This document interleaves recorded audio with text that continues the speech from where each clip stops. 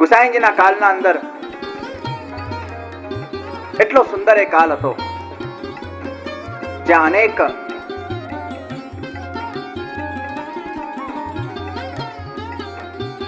જાત નાત વાળા લોકો એ ગુસાઈજીના શરણે આવ્યા છે. અનેક રાજાઓ શરણે આવ્યા છે. ગુસાઈજીનો એટલો પ્રભાવ હતો, એટલો ચમત્કાર હતો કે બાદશાહ અકબર પણ, શિનાજી બાબા,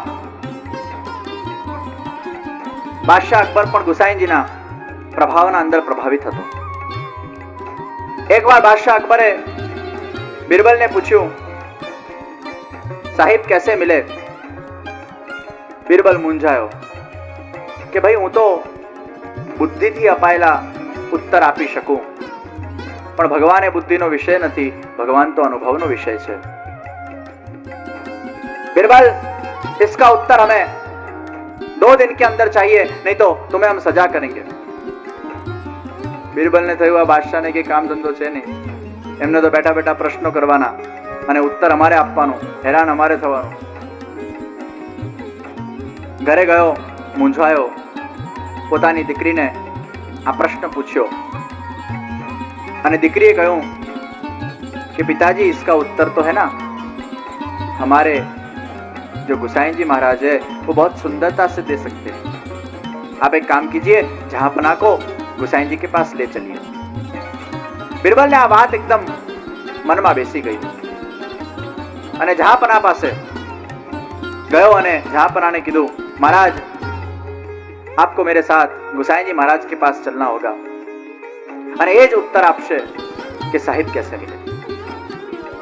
બાદશાહ ગુસાઈજી મહારાજ પાસે પધાર્યા છે. ગુસાઈજી સેવામાં હતા. ખૂબ પ્રતીક્ષા થઈ, 1 કલાક 2 કલાક.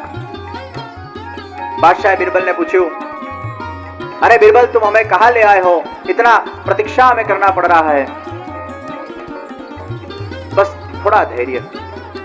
ગુસાઈજી અંદર સેવામાંથી પધાર્યા છે અને સુંદર સ્વરૂપના દર્શન કરીને બાદશાહ દ્રવીભૂત થયો છે, ખૂબ પ્રભાવિત થયો છે. અને અકબર બાદશાહ વિનમ્રતાથી બેસીને ગુસાઈજીને પૂછે છે, महाराज साहिब कैसे मिले? ત્યારે ગુસાઈજી કહે છે, जैसे हम और आप मिले. बादशाह કહે છે કે ये तो कोई बात नहीं हुई, ये कोई उत्तर नहीं हुआ. साहिब कैसे मिले? ગુસાઈજીએ ફરી કીધું, जैसे हम और आप मिले. ત્રીજી વાર પૂછ્યું, साहिब कैसे मिले? जैसे हम और आप मिले. इसकी आप स्पष्टता कीजिए. ત્યારે ગુસાઈજી કહે છે કે પ્રજાને જો તમને મળવા આવવું હોય અને પ્રજા જ્યારે ચાહે કે મારે બાદશાહને મળવું છે તો પ્રજા પોતાની ઈચ્છાથી મળી શકે ખરો? પ્રજા જ્યારે ચાહે ત્યારે બાદશાહ એને મળી શકતો નથી, પણ બાદશાહ જ્યારે ચાહે ત્યારે પ્રજાને ચોક્કસ મળી શકે. બાદશાહ જ્યારે આવીને પ્રજાના ઘરે ઊભો રહી જાય ત્યારે ચોક્કસ પ્રજાએ મળવું પડે. એમ સાહિબ कैसे मिले? जब साहिब चाहे तब ही साहिब मिले. અને આ ઉત્તરથી બાદશાહ એટલો પ્રભાવિત થયો કે ત્યારથી ગુસાઈજીનો એને મનથી શરણાગતિને સ્વીકાર કરી છે. એ મુગલ હતો પણ ગુસાઈજીના વિચારોથી એટલો બધો પ્રભાવિત થયો એ વખતે કે એને ગુસાઈજીને વિનંતી કરી કે આપ મને માર્ગદર્શન આપો કે મારા રાજ્યને હું કઈ રીતે સારો ચલાવી શકું. ત્યારે ગુસાઈજીએ અકબર બાદશાહને અપીલ કરી છે કે મહારાજ, આખા ભારતમાં જે ગાયોની હિંસા થાય છે, આખા ભારતમાં જે ગાયોની હત્યા થાય છે એ વખતે પણ થતી. 2 કલાક સુધી બાદશાહ સાથે ગાયના આધ્યાત્મિક મહત્વ ઉપર ચર્ચા થઈ, સત્સંગ થયો અને એ ગાયના આધ્યાત્મિક મહત્વ ઉપરના સત્સંગમાં એ બાદશાહ એટલા બધા પ્રભાવિત થયા છે કે ગુસાઈજી દ્વારા કરેલી આ અપીલ કે આખા ભારતમાંથી ગૌ હત્યાને બંધ કરવામાં આવે, એમાં એ બાદશાહે એ અપીલને સ્વીકારી અને આખા ભારતમાંથી એ વખતે ગૌ હત્યાને બંધ કરવામાં આવી. એના ફરમાનો લખવામાં આવ્યા અને આજે પણ એ ગૌ હત્યા બંધીના એ સહી સિક્કા વાળા ફરમાન આજે પણ નાથદ્વારામાં બિરાજે છે. એ વખતે 500 વર્ષ પહેલા અકબર બાદશાહે જે ફરમાન નક્કી કરેલા. ગુસાઈજીની અપીલથી એ વખતે સમગ્ર ભારતના અંદર એ ગો હત્યા બંધીના ફરમાનો કાઢવામાં આવ્યા. મુસલમાન મુગલ બાદશાહ દ્વારા જો ગાયની હત્યાને બંધ કરાવી શકાતી હોય તો આજે તો સત્તા ઉપર હિન્દુઓ બેઠા છે. મુસલમાનો જો ગાયની હત્યા બંધ કરાવી શકતા હોય, આજે પણ જો ગાયને રાષ્ટ્રીય પ્રાણી તરીકે જો જાહેર કરવામાં આવે તો કોઈની તાકાત નથી કે ગાયની હત્યા કોઈ કરી શકે. જો ગાય એક રાષ્ટ્રીય પ્રાણી તરીકે ઘોષિત થાય. એ વખતે 500 વર્ષ પહેલા શ્રી ગુસાઈજી એટલું સુંદર પગલું આપણા સનાતન હિન્દુ ધર્મ માટે લીધું અને ત્યારથી બાદશાહ પ્રભાવિત થયો અને બાદશાહે ગુસાઈજીને વિનંતી કરી કે મારે આપને એક પદવી આપવી છે. ગુસાઈજીએ કીધું કે તમે અમારી વાત માની છે એટલે તમારી વાત પણ અમે માનશું જ. પરસ્પર છે. બોલો તમારે શું પદવી આપવી છે? હે ગુસાઈજી, મારી એક ભાવના છે કે આપે જે આ સુંદર કાર્ય મારા જેવાને નિમિત્ત બનાવીને જે કરાવ્યું છે, કાયમ આ કાર્ય એ આપના વંશજો પણ યાદ રાખે.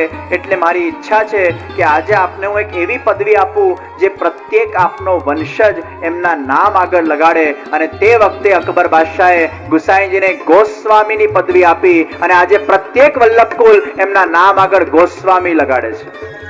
આ ગોસ્વામીની જે પદવી છે એ અકબર બાદશાહ દ્વારા શ્રી ગુસાઈજી મહારાજને એ ગો હત્યા બંધ કરાવવાના મુદ્દા ઉપર આ ગોસ્વામીની પદવી આપેલી. અને આજે અમે બધા જ 250 વલ્લભકુલ અમારા નામ આગળ ગોસ્વામી લગાડવાનું ભૂલતા નથી. वो पदवी किसने दी है? हम वल्लभकुल को. अकबर बादशाह ने. वो मुगल को दी है. वो आज भी हम लगाते हैं. ए गुसाइन जी, बादशाह પણ એમનાથી ખૂબ પ્રભાવિત હતા. સાહિબ कैसे मिले? जब साहिब चाहे. સાહિબની ચાહના વગર એ સાહિબ એ ક્યારે પણ મળી શકતો નથી. બસ હવે આ સાહિબની ઈચ્છા થઈ છે. સાહિબ ઈચ્છા કરે ત્યારે એમાં નાત જોતો નથી, જાત જોતો નથી. સાહિબ જ્યારે ઈચ્છા કરે ત્યારે કેવલ જીવને જુએ છે, પાત્રતાને જુએ છે. સાહિબ કૃપા કરે ત્યારે વ્યક્તિ વિષય જોતો નથી. સાહિબ કૃપા કરે ત્યારે કેવલ પાત્રતા જુએ છે. હવે આ સાહિબની ઈચ્છા થઈ છે કે હું એવા વ્યક્તિને મળું કે જેનો જન્મ એ મુસલમાન જાતિમાં થયું છે. એક મુસલમાન જાતિમાં જન્મેલો આ ભક્ત ઉપર હવે સાહિબની ઈચ્છા થઈ છે કે આના પર હું કૃપા કરું. દિલ્હીના અંદર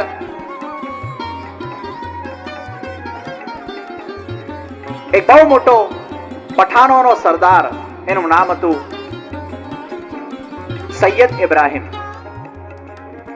અને આ સૈયદ ઇબ્રાહિમ સમસ્ત દિલ્હીના અંદર બહુ પ્રખ્યાત હતો. એક મોહિનીના પ્રેમના અંદર આ સૈયદ ઇબ્રાહિમ એટલો બધો આસક્ત હતો, દીવાનો હતો કે એને એ મોહિની સિવાય બીજું કંઈ દેખાતું નથી. ઘણીવાર માણસ જ્યારે પ્રેમમાં આંધળો થઈ જાય ત્યારે એને એ વ્યક્તિ વગર કંઈ જ દેખાતું નથી. આ મોહિનીમાં એટલો બધો આસક્ત થઈ ગયો, એ મોહિનીના પ્રેમમાં લટ્ટુ થયો. ચારે બાજુ એને મોહિની મોહિની મોહિની મોહિની દેખાયા કરે. અને મોહિની એને ભાવ ના આપે, એ કશે બીજામાં આસક્ત. અને મોહિનીમાં પ્રેમમાં ડૂબેલો આ સૈયદ ઇબ્રાહિમ ઠોકરો ખાયા કરે, પણ મોહિની એને દાદ ના આપે.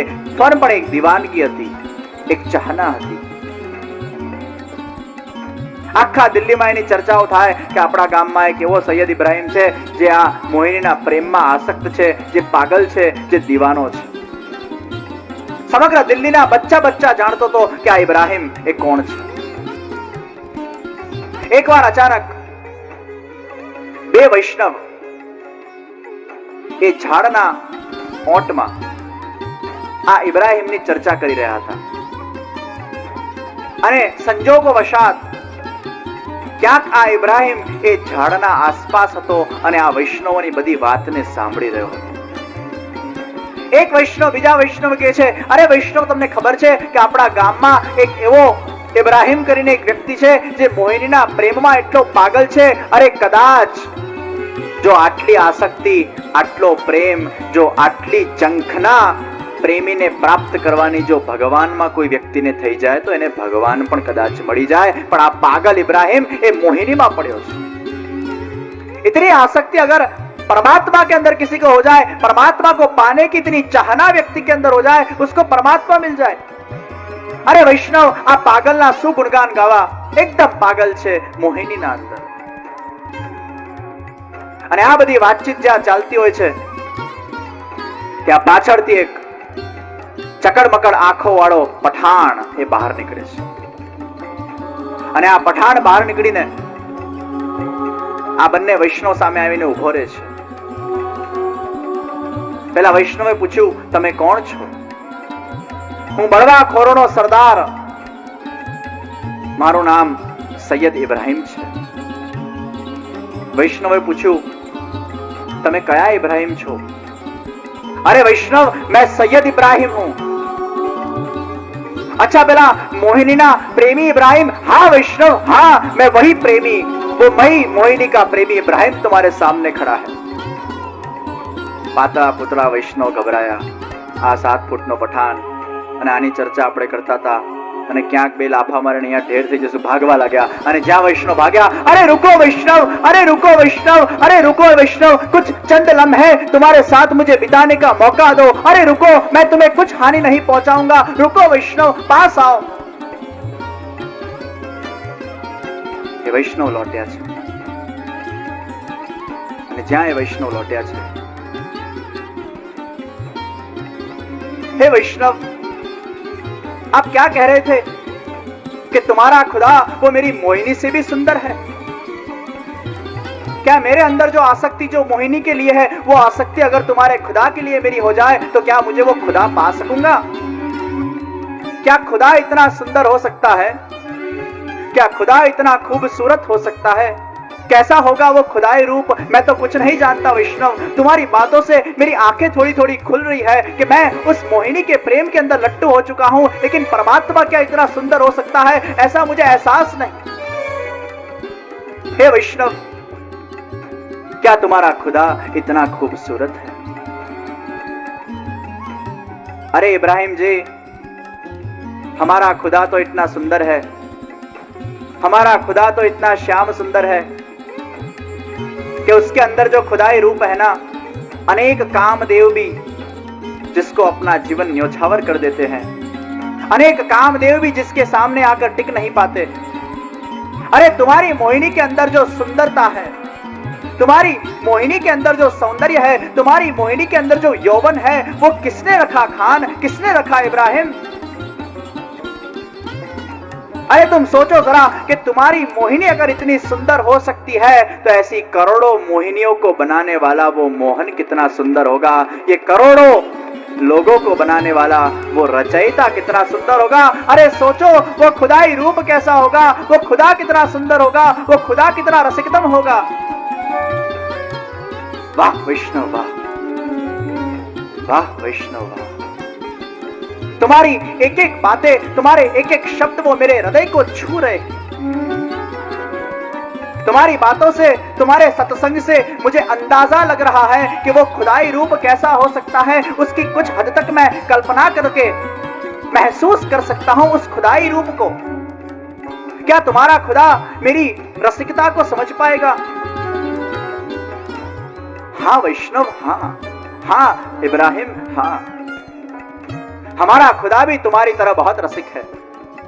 हमारे खुदा को भी रसिक लोग ही पसंद है, और तुम्हारे जैसी रसिकता और तुम्हारे जैसा रस अगर खुदा के लिए तुम्हें जागृत हो जाए तो वो खुदा बहुत दूर नहीं है। हे वैष्णव, क्या वो खुदा की तस्वीर तुम्हारे पास है? क्या उस तस्वीर का मुझे दर्शन हो सकता है? हाँ इब्राहिम, પેલા વૈષ્ણવે પોતાના ગજવામાંથી એ શિનાજી બાવાની તસવીરને નીકાળી છે અને જ્યાં શિનાજી બાવાની સુંદર તસવીરને રસખાને પોતાના હાથમાં લીધી છે। આફરીન આફરીન આફરીન, क्या खुदाई रूप है, क्या सुंदर रूप है, क्या कातिलाना अंदाज है, क्या अल्लड़ की शब मुस्कान है, क्या सुंदर तुम्हारा खुदा है। हे वैष्णव, धन्य हो गया मैं इस छवि के दर्शन से। हे वैष्णव, इस खुदा की छवि से ही मेरे हृदय के अंदर इतने परिवर्तन आ गए हैं। हे वैष्णव, कहां है ये खुदा?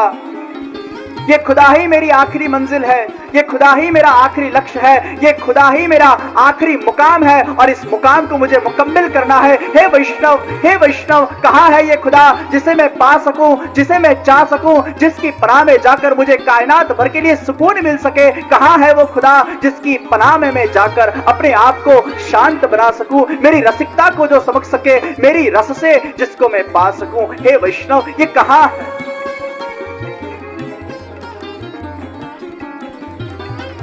इब्राहिम जी,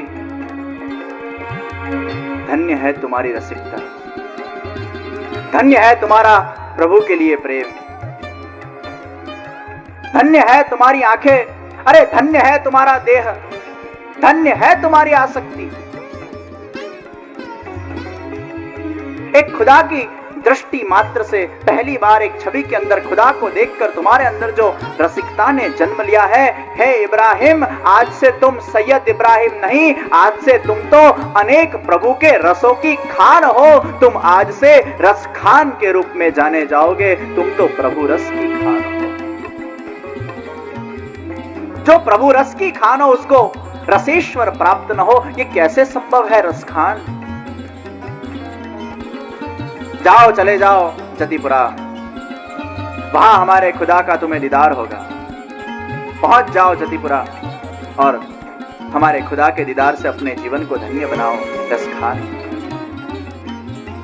अरे જા હજી તો પેલા વૈષ્ણવના શબ્દો એ પૂરા થઈ રહ્યા છે। એ છવિને જોતા જોતા આફરીન આફરીન પુકારતા પુકારતા છવિના અંદર એ શિનાજીના નયનને જોતા જોતા ભાગ્યા છે। રસખાન પહોંચવા આવ્યા છે જતિપુરા તરફ। વ્રજના બધા જ મંદિરોમાં એ છબી લઈને જાય, પણ કોઈ જગ્યાએ એ છબીવાળા ખુદા એમને મળ્યા નથી। કોઈ કે કીધું કે તમારો આ ખુદા તો છે ને એ ગોવર્ધનના શિખર પર વસે છે। રસના શિખરો, પ્રેમના શિખરો, ભાવના શિખરો જ્યારે હૃદયના અંદર સિદ્ધ બને ને ત્યારે જ એ રસેશ્વર એ શિખરો ઉપર બિરાજમાન થઈ જાય છે। ત્યારે જ રસેશ્વરની એ ભક્તિના ટોચ સુધી વ્યક્તિ પહોંચી શકતો હોય છે।